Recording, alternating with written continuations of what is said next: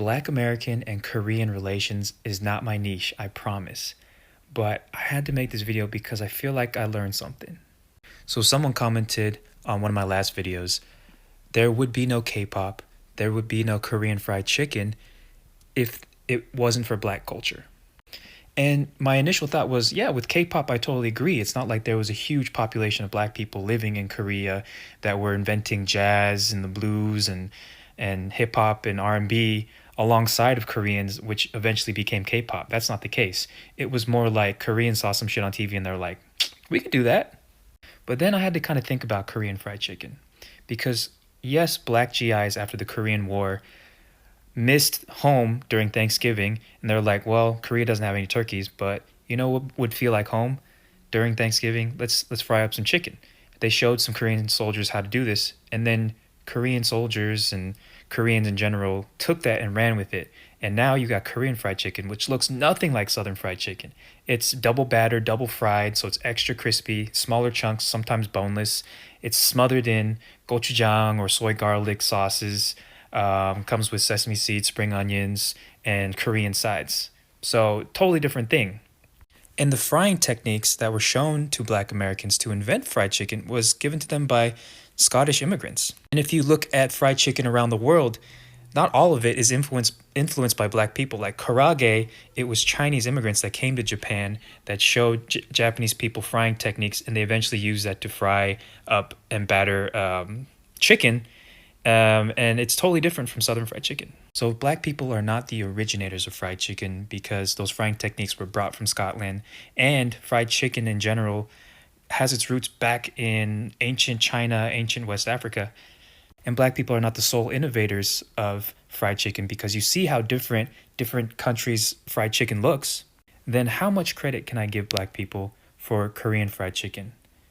As much credit as K-pop? My answer to that is still yes. Yes, we absolutely owe credit to black people for Korean fried chicken. Because saying, oh, there wouldn't be Southern fried chicken if it weren't for white Scottish immigrants is like saying there wouldn't be black culture if it wasn't for the white slave owners that brought black people to America. It's a fuck-ass argument. So I apologize, and respect is due where respect is due. I appreciate all types of fried chicken from any country, but Southern fried chicken proliferated the global economy in ways that other fried chicken hasn't. Anyways, I'm sorry for being prideful, and there's a reason why Koreans are so prideful. That's another video in itself. But yeah, have a nice day. Korean fried chicken is by far the best fried chicken on the face of the earth. And you know why? Because it was taught to Korean cooks by African American GIs after the World War. If I had a mic, I'd These drop were it. Scottish immigrants who first introduced fried chicken to the United States. They were definitely not the ones that popularized it. That was done by Western Africans. During that time period, Western Africans were very familiar with cooking chicken, and they usually used a braising technique. However, once in America, enslaved Africans used their culinary traditions to introduce the concepts of seasoning and spices and imbued the flavor and zest into an otherwise mundane dish. See, at the time, the Scots weren't putting any seasoning in their fried chicken.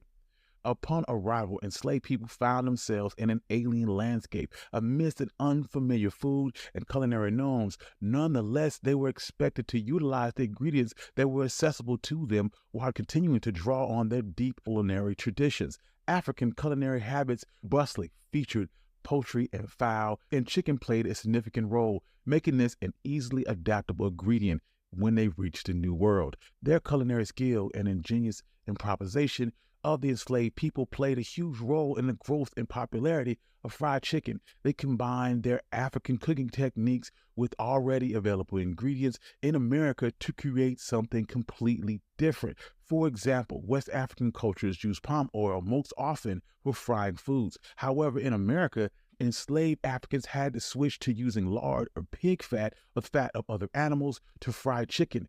This was because those ingredients were more readily available and less expensive. Also played a significant part in the lives of enslaved people.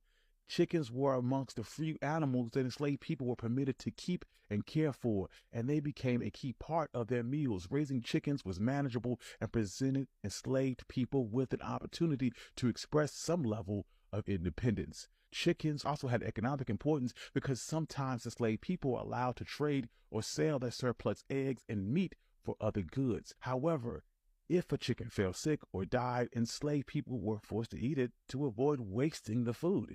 Therefore, they came up with the idea of cleaning and seasoning the meat, then frying it in hot oil. During slavery, fried chicken was a luxury reserved for special occasion.